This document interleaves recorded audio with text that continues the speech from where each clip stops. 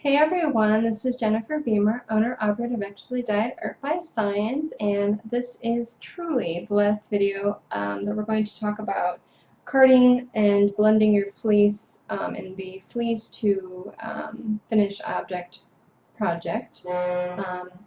And I was going to do it in the last video, but I decided that this would just be a good video by itself, so I apologize if I misled anybody.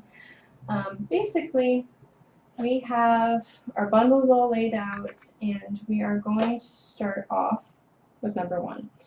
Now, it's important when you do this that you either keep track in your head or on paper the combination that you put onto the drum carder itself. That way you can replicate it equally over all of the remaining bats that you have. Now, I'm going to divide this into thirds.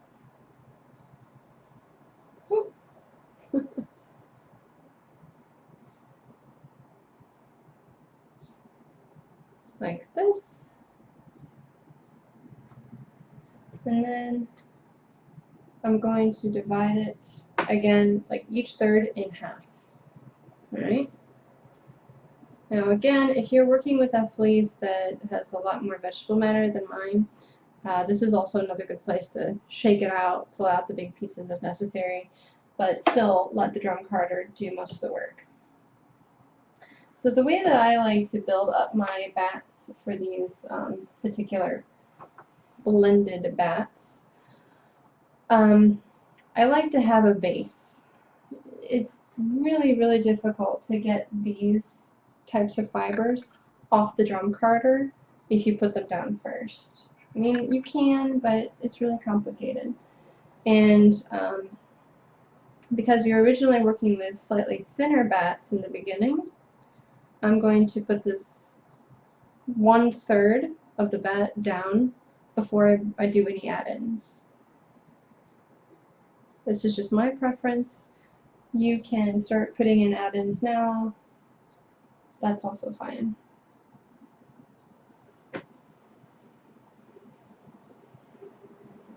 Alright. So we have a very thin layer on the drum carder now. So what I'm going to do is I'm going to add in my coppery color. So just to make things a little easier, I'm just going to go ahead and divide these in half, just so that while I'm talking to you, I don't get confused in my head what I was going to do next. So I'm going to, I think, divide this into fourths, like this. Alright?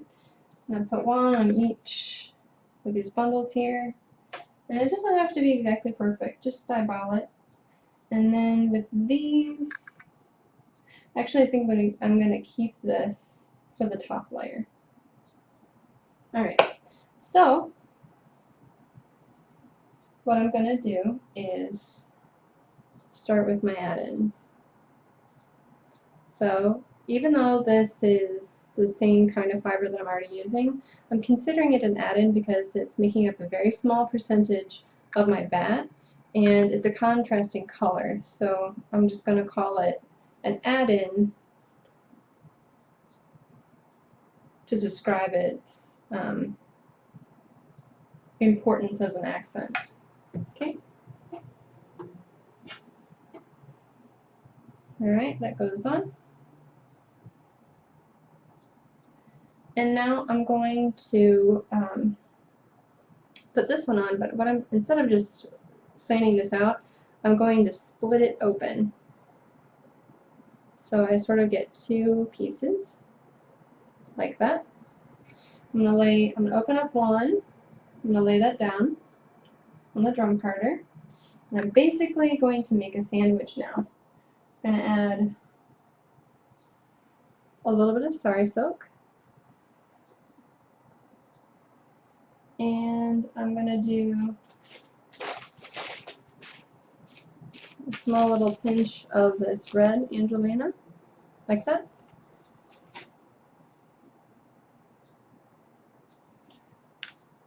Put the sandwich top on it, and I'm going to card it all together. Now this is the same thickness as this, so it will go all on together nicely. Sometimes when you're new to making these sandwiches where you put some stuff in the middle, either you have too much on the top and bottom, like the bread, or you have too much in the middle, like the sandwich bits. And then it becomes too fat, and then you have to draft it out a little bit more so that when it gets on here, it doesn't come off in clumps, or worse, stick to your liquor. So I'm going to slowly crank that, and you might be able to see some of the add-ins here. Like there's a big pop of yellow, there's a little bit of black, some red, there's a little white spot there. And you can eyeball this. You can say, oh, I think I put a little bit too much of this, or not quite enough of that. And it's because these are very minor adjustments, it's all going to come out just fine in the end.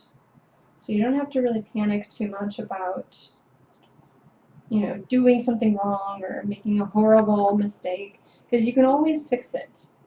There's always a way to fix it. It may not be exactly what you thought it was going to be in the beginning, but that's okay.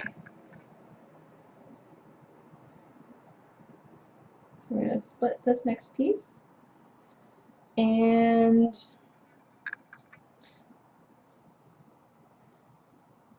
I really want to maintain this sort of like light cranberry pink color. I'm only going to put some Angelina in here. This is just going to be some copper Angelina.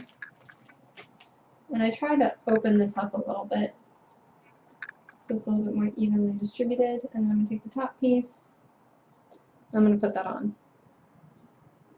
Now this method that I'm using, what it's going to do is when you look at the side section here, you might be able to see pink layer, goodies, pink layer, goodies, pink layer. And when you spin, as you draft out your bat, either if you do it in strips or if you do like one corner, your yarn might do it will have those stripes in it, and it will look like a barber pole when you spin it. But like I said, this is only one way to do it, and there are many ways that you can spin a bat. So even at this stage, the way that you're creating your bat, the finished yarn still isn't set in stone. And you don't have to do all of your bats identically either. For example, I could do one bat that has a lot of Sorry Angelina in it, and the next bat has none. So that when I spin my yarn, you know, I'll have these areas where there's a lot of color and texture, and then it transitions into areas which just have a lot of shine or shimmer. And that's totally a valid way of approaching your project. But like I said, if you want a very consistent yarn from start to finish that has this little bit of handmade look to it, then you'll want to do each bat as identically as you can. But it's not required. This is your project, remember, so if you want to experiment a little bit, this is a great time to experiment.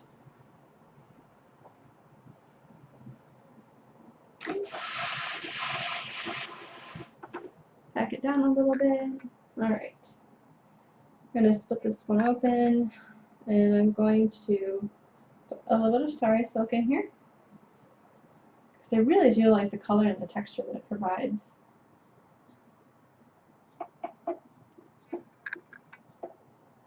Let's see here, we did all that. So now we're going to add a little bit of gold.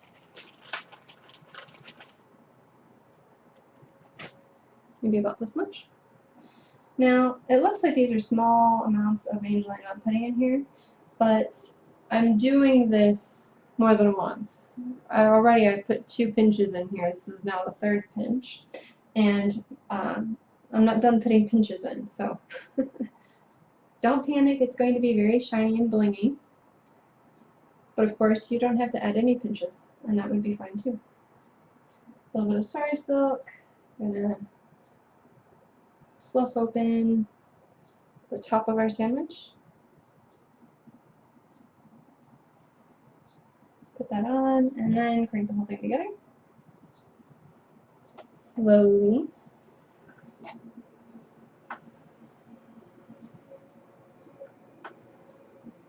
Just guiding some of the fibers that are sticking to the liquor onto the Swift here. Okay. And now we are on our last bundle. We've almost finished this batch.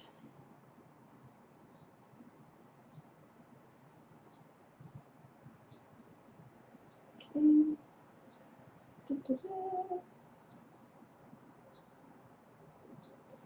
Now comes the exciting part.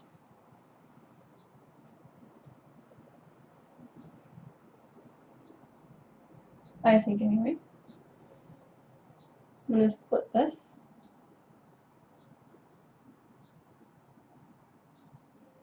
And I'm also going to just gently pull the ends like this. I'm trying to elongate this piece a little bit to make it a little thinner, because the add-ins that I'm going to put in now, there's a little bit more of them. So what I'm going to do is I'm just going to open up, this is the icicle nylon fiber, so it's very shiny. So put that down. Then this beautiful reddish orange silk.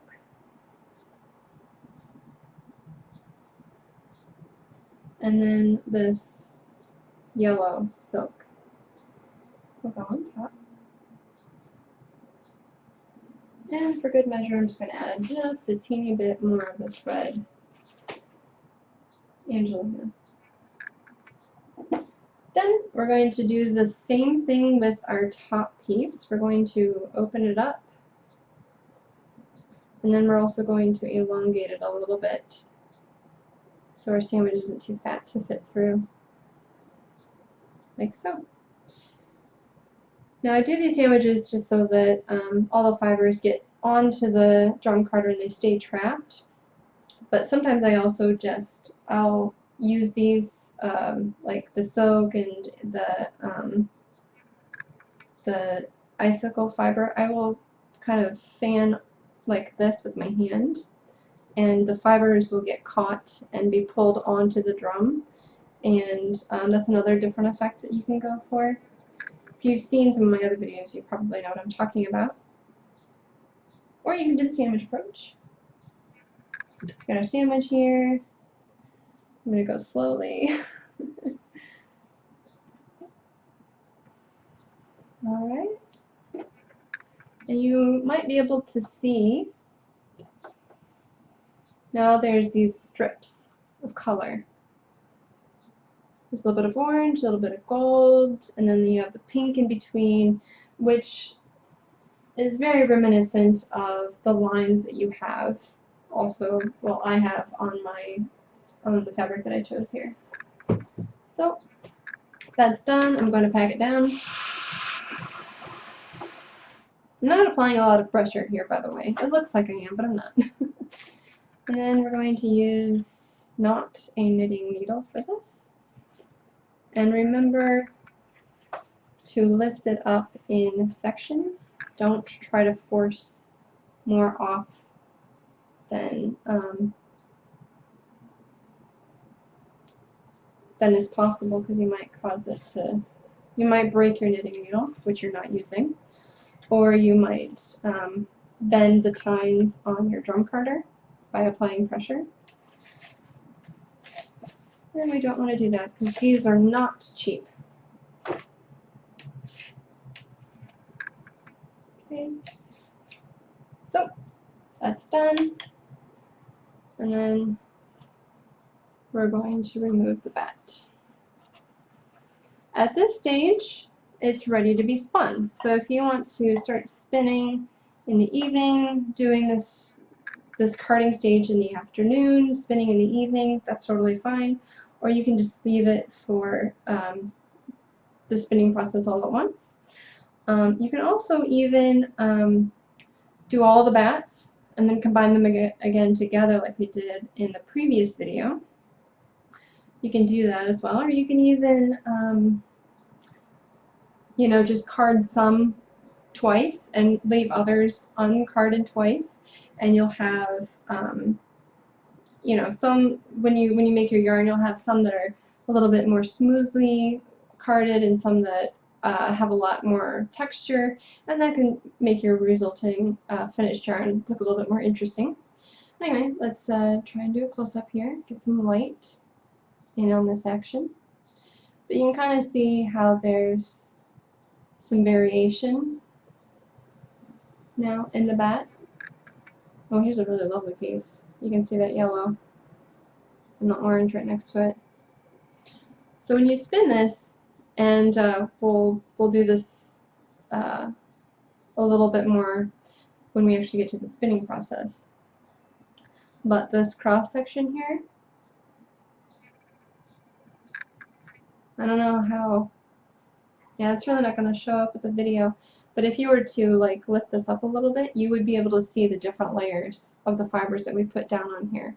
And if you're using colors that are really different, let's say you have blue and yellow that you're combining together, you'll have very distinct, very clear blue and yellow lines. So that would look really cool. So this is all ready to be spun, and I'm going to do the rest of these bats, and we'll come back and hopefully get started with the spinning process. Alright?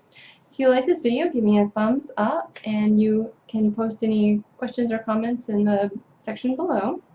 If there's anything that I missed in this video, you can also post questions there, and I will definitely get back to you when I can.